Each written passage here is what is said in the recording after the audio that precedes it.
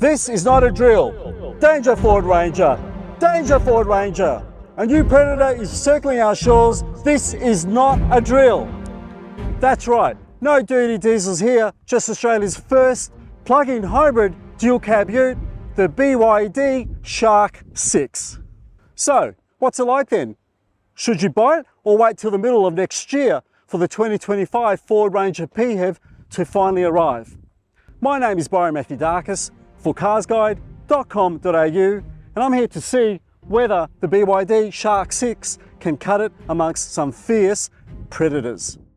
Right now, BYD isn't telling us how much the Shark 6 will cost in Australia, but we hear that it will be comfortably under $60,000, which means it undercuts the other hybrid ute currently available here, and that, of course, is the GWM Cannon Alpha. That's some stiff competition for all the other utes. Particularly when you consider that's around the same price as the one up from base Ranger XLS 4x4 2-litre diesel. So you can bet that the cheapest Ranger XLT plug-in hybrid will likely cost quite a good deal more. Yet the Shark 6 almost matches the top-line Ranger Platinum for luxury levels of standard equipment, including surround view cameras, powered, heated and vented front seats, a head-up display, premium audio, fixed side steps, soundproofed privacy glass, and a full suite of advanced driver assist safety tech, including adaptive cruise control. Buyers ought to be delighted by all these when Australian deliveries begin around February 2025. My favourite item? A text and or email alert if you've left a person or animal locked inside the cabin, complete with auto activation climate control life support if you don't respond. That's very thoughtful. And you know what else is considered? The Shark 6's styling, in that I consider it very derivative. So what do you think of the looks? Well, it certainly looks like a shrunken Ford F-Series to me, with its C-shaped LEDs that spread across the top of the grille. And of course, it's got that giant BYD badge there to let the world know that BYD is finally building utes. Now, this is a platform that appears on another ute in China, but of course, it's been modified heavily for its role under the Shark 6. So amongst its features, its unique features are the fact that it's got a 29.6 kilowatt hour battery underneath here, and it's part of the chassis, and it's what BYD calls cell-to-chassis technology, and that makes the chassis stronger and stiffer, and it liberates more space for the interior, and which you'll see pays dividends when we step inside. Anyway, moving around the side, it's got, obviously it's a 4-door dual cab, and around the back, it's slightly larger overall than a Ranger proportionally, but because the cabin room is quite prioritized, the rear is slightly shorter, a little bit shallower, and less wide than what the equivalent Ranger is. The Shark 6 features the bare essentials here: a damped tailgate for easy lifting, LED lighting, spray-on tub liner and tie-down hooks. The sports bar you see here in this pre-production example is purely optional. But there are 3 plugs for powering equipment, appliances, generators and that sort of thing, while Australian accessories specialist Ironman can provide soft and hard tonneaus as well as a canopy. Anyway, so far that's pretty run-of-the-mill stuff for a dual cab ute. But inside is where you really notice the BYD changes. So step inside with me. Okay, BYD has been really thoughtful about the packaging inside. Very easy entry and egress because there's a wide aperture. A great driving position with your typical usual adjustable features like the steering column. A large 15.6 inch touchscreen that rotates either on the vertical or the horizontal, just like in an Atto 3 and other BYD products. And the general ambience in this car is one of quality. Right now, we're only getting one model, and it's pretty well as equipped as you would wish it to be. So it's got very leathery looking and feeling, but vinyl seats, and they're perforated, and they're quite sumptuous and comfortable to sit in, surprisingly so, I'd say. Lots of storage, ample ventilation, and basically it's a modern and attractive and contemporary ute interior. But the big surprise is if you step out back. So come with me out back. Like the front, access to the back is really easy.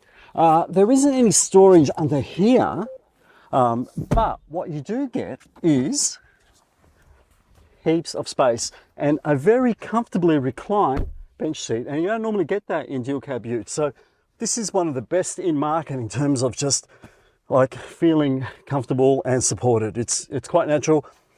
This is me sitting behind my driving position, so there's lots of space for my knees and feet to tuck in underneath, and the general amenity count is high as well. You get face level vents, two types of USB ports, the obligatory rear center armrest with cup holders, grab handles, reading lights, that sort of thing. You can tell that BYD has really prioritized packaging for the back seat. Oh, and one other thing, because this is an EV first dual cab ute, the floor is flat. So if I move over to the center,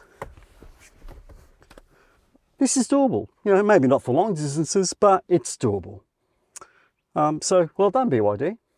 Right, BYD is justifiably proud that this is an EV first plug-in hybrid. So underneath the bonnet is a 1.5 litre 4-cylinder turbo petrol engine that drives the front wheels when extra power is needed, but essentially its main job is to charge the battery underneath.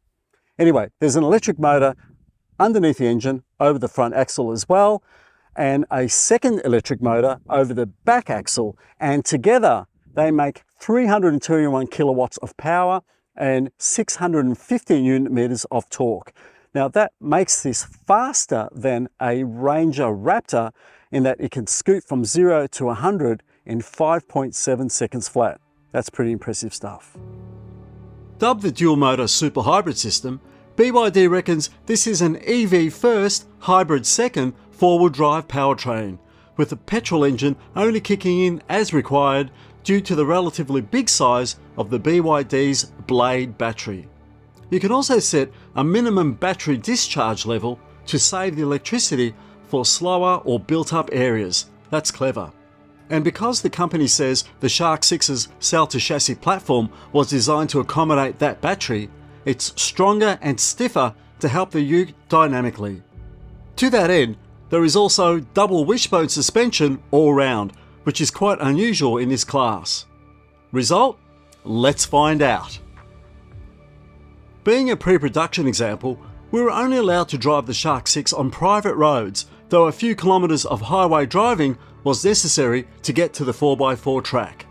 Though brief, it revealed how smooth and integrated the powertrain felt, with instant throttle responses and plenty of muscle in reserve, like most EVs. That said, it didn't seem as fast as BYD's acceleration figures claim, and though seamless when it kicked in, that petrol engine sounded a little bit tinny.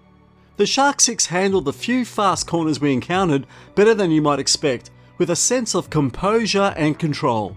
Aided by that double wishbone suspension, it really felt tied down to the road. But the steering seems laggy and remote, and lacks sufficient feedback and feel. We feel it definitely needs some more local dynamic tuning. Okay, so much for on-road. Off-road, and we're here at a 4x4 track in central Victoria, the BYD continues to impress.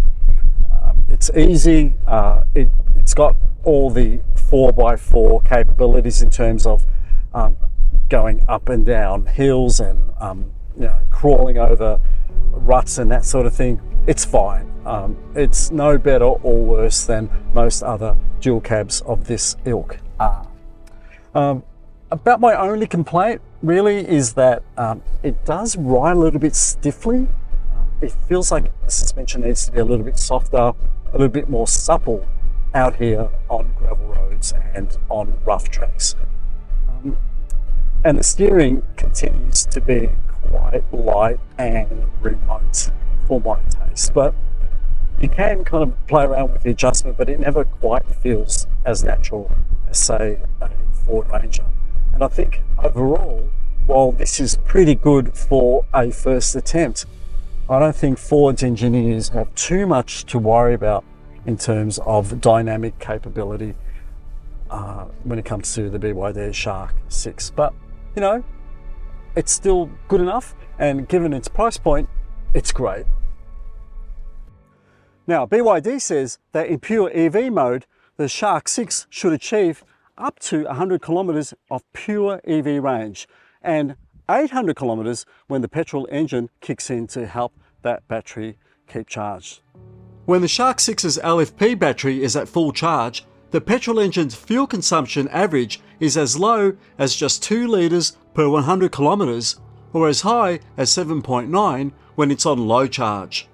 Note though that these figures are not WLTP, and also keep in mind that you'll need to pump in 95 RON premium unleaded petrol into that 60 litre tank. More information, including crash test safety ratings as well as servicing and warranty data, will be revealed closer to the Shark 6's media launch in late October, so stay tuned for that. So, what do I think of the new BYD Shark 6? Well, our first taster reveals a really hugely impressive first effort from BYD. I would like a bit more steering feel, and the ride could be a little less stiff on rough roads, but otherwise it's a compelling package, especially considering its sub 60k ask. Don't forget, you can read the full report at carsguide.com.au, and as always, thanks for watching.